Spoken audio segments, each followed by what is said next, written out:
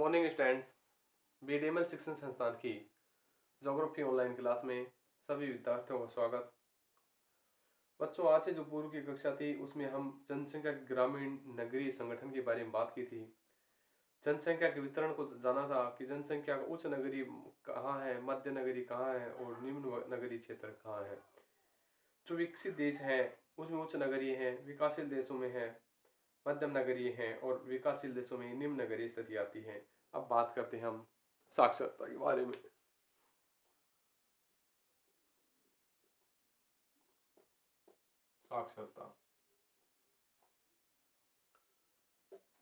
साक्षरता की जो स्थिति है उन स्थिति को हम जानेंगे।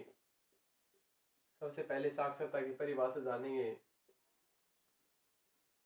क्या है साक्षरता की परिभाषा? किन स्थितियों में हम कह सकते हैं कि ये व्यक्ति एक साक्षर की श्रेणी में आता है? सबसे पहले टॉपिक रहेगा अपना साक्षरता। भारत में माना है जो साक्षरता की जो स्थिति है वो मानी है कि 7 वर्ष से अधिक उम्र वाले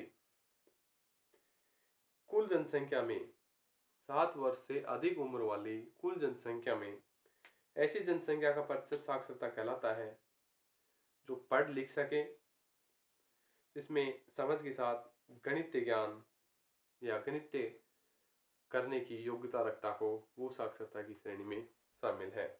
तो भारत में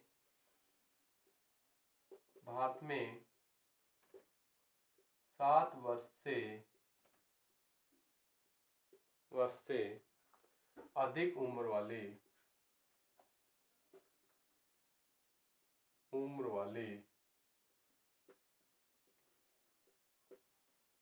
जनसंख्या भारत में 7 वर्ष से अधिक उम्र वाली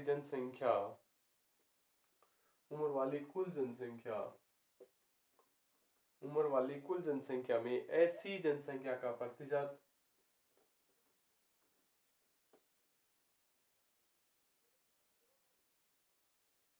जनसंख्या का प्रतिशत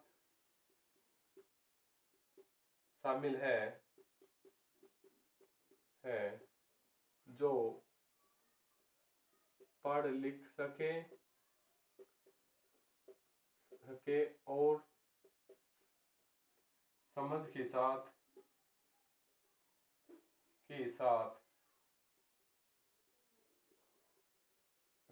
गणितीय ज्ञान रखता हो, साक्षरता कहलाता है। यानी 7 वर्ष से अधिक उम्र वाली कुल जनसंख्या में ऐसी जनसंख्या का प्रतिशत साक्षरता कहलाता है जो पढ़ लिख सके और समझ के साथ गणितीय करने की योग्यता रखता हो, साक्षरता की स्थिति में शामिल है।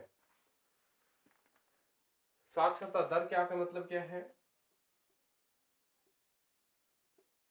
साक्षरता दर यानी किसी राष्ट्र की कुल जनसंख्या में से साक्षरता के प्रतिशत को साक्षरता दर कहलाता है। किसी भी राष्ट्र की कुल जनसंख्या में से साक्षरता के प्रतिशत को साक्षरता दर कहते हैं। किसी भी राष्ट्र की कुल जनसंख्या में से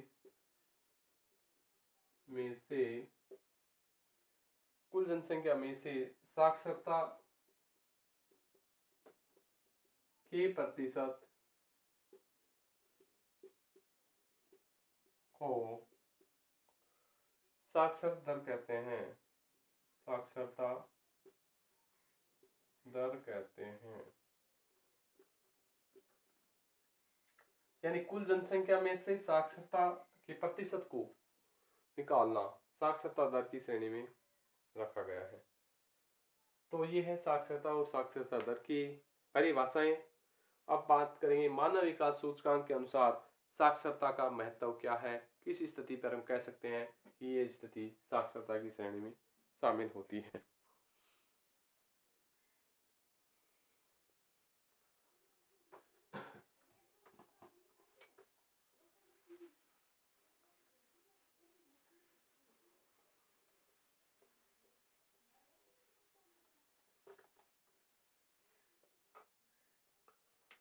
तो मानव विकास सूचकांक के अनुसार विकास सूचकांक के अनुसार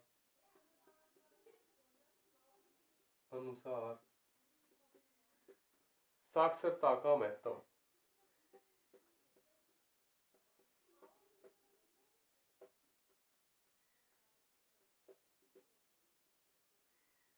क्या है? मानव विकास सूचकांक के निर्धारण में साक्षरता को सामाजिक, आर्थिक, सांस्कृतिक, राजनीतिक उन्नति का एक विश्वसनीय सूचकांक माना है, जिसमें गरीबों में सुधार, कृषि विकास, अंतर्राष्ट्रीय संबंध में, प्रजनन में, मृत्यु दर में, व्यवसाय आदि में साक्षरता से ही सहायता ली जाती है और साक्षरता के द्वारा ही उनमें परिवर्तन देखा जाता है कि किस स्थिति के आधार पर व्यक्ति इन सभी विकास के स्तर को आगे की ओर बढ़ाता है। तो मानव विकास सूचकांक की जो स्थिति है, मानव विकास सूचकांक के अनुसार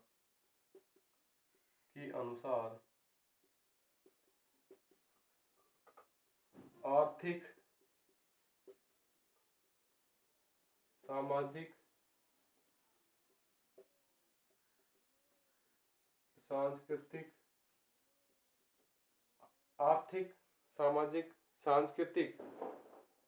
तथा राजनीतिक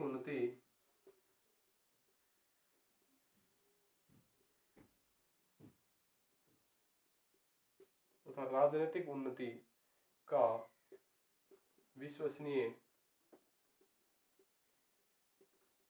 सूचकांक है, जो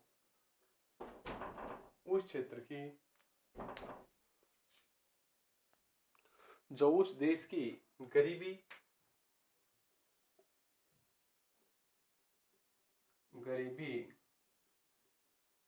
सुधारने और कृषि कार्यों में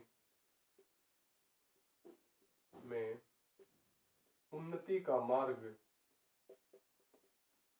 दर्शाने का एक महत्वपूर्ण सूचक है।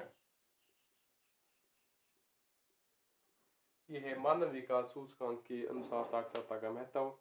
अब हम बात करते हैं साक्षरता को प्रभावित करने वाले कारक।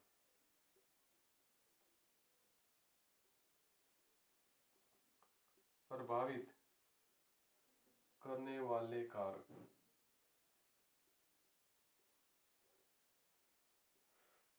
साक्षरता को प्रभावित करने वाले कारकों में आर्थिक विकास का स्तर शामिल है, नगरीकरण की स्थिति शामिल है, जीवन का स्तर, महिलाओं की सामाजिक स्थिति आदि और सरकारी नीतियां आदि प्रभावित करने वाले इनके कारक शामिल हैं।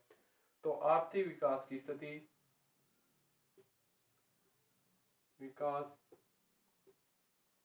स्थिति,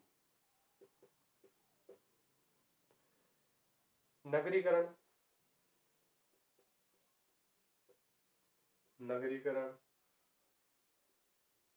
महिलाओं के विकास का स्तर,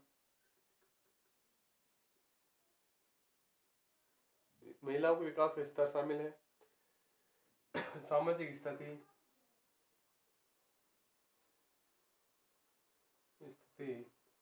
और सरकारी नीतियां सभी साक्षरता को प्रभावित करने वाले कारकों में शामिल हैं।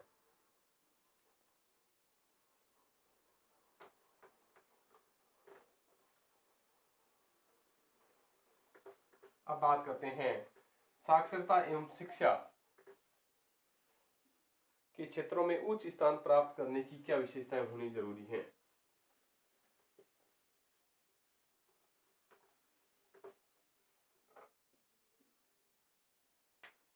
साक्षरता एवं शिक्षा के क्षेत्र में उच्च स्थान प्राप्त करने उच्च स्थान रखने वालों की विशेषता, वालों की विशेषता।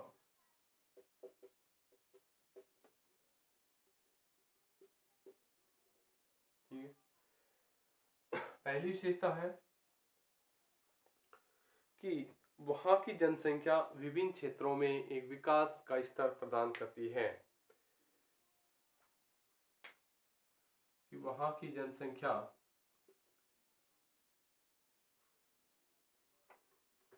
वहां की जनसंख्या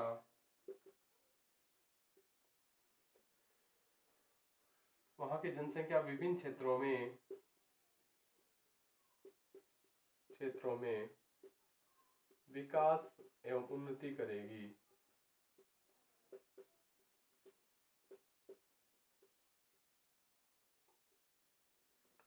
दूसरी स्थिति इनकी ये है कि महिलाओं की स्थिति में सुधार आएगा। जो महिलाओं की दयनीय स्थिति है उस स्थिति में सुधार आएगा शिक्षा के माध्यम से। महिलाओं की दयनीय स्थिति में सुधार आएगा।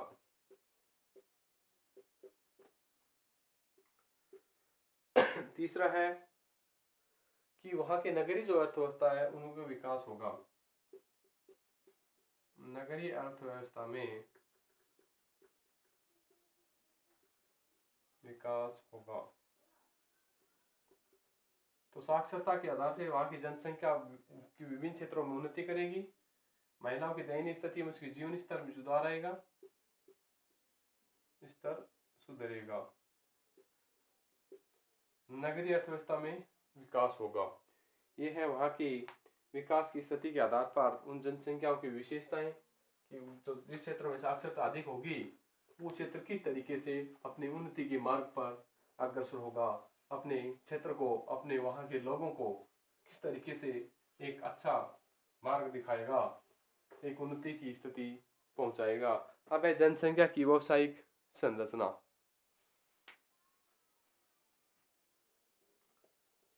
जनसंख्या की व्यावसायिक संरचना।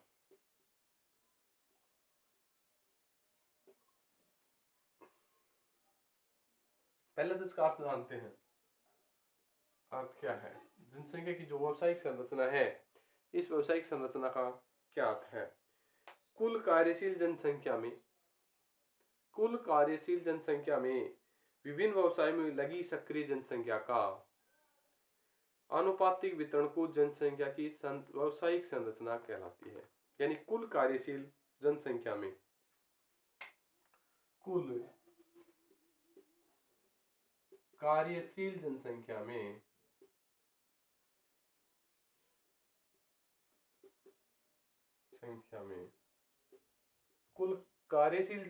में विभिन्न व्यवसायों में लगी सक्रिय जनसंख्या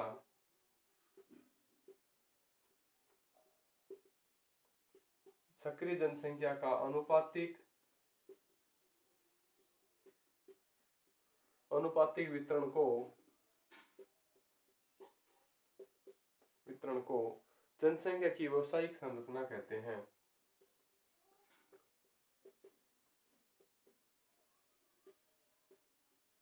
व्यावसायिक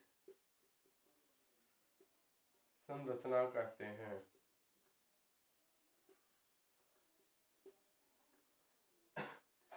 यानी कोई भी क्षेत्र है, उस क्षेत्र की कुल कार्यशील जनसंख्या है, यानी कार्य करने वाली 14 वर्ष से 65 वर्ष की जो जनसंख्या है, वो जनसंख्या में विभिन्न व्यवसायों में सक्रिय जनसंख्या या का आनुपातिक वितरण, यानी कुल कार्यशील जनसंख्या में विभिन्न व्यवसायों में जो लगी हुई जनसंख्या को आनुपातिक वितरण व्यावसायिक संरचना कहलाता है।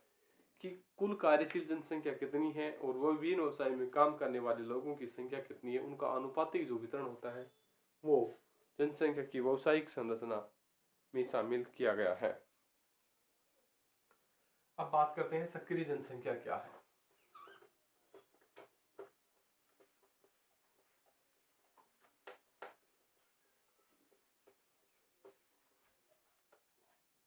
सक्रिय जनसंख्या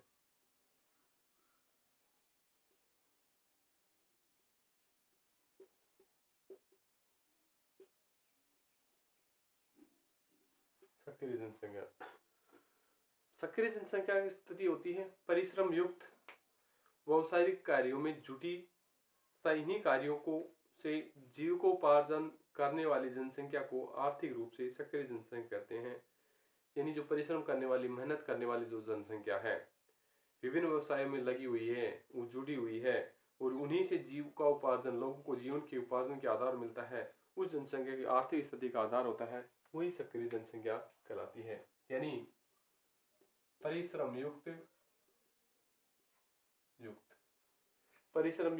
व्यावसायिक वर्गों में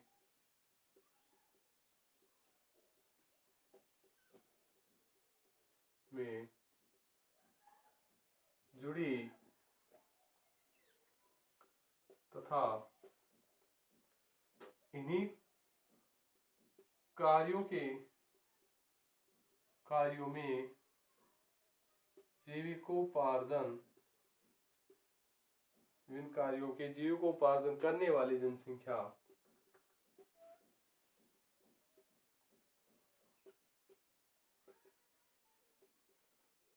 जनसंख्या को आर्थिक रूप से सक्रिय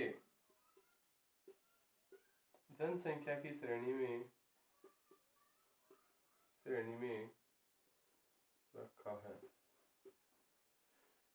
यानी जो उस क्षेत्र की जो स्थिति है,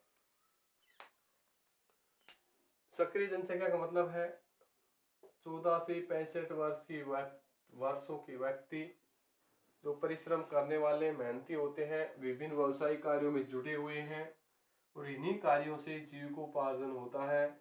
इन्हीं जनसंख्याओं को आर्थिक रूप से सक्रिय जनसंख्या की श्रेणी में रखा है।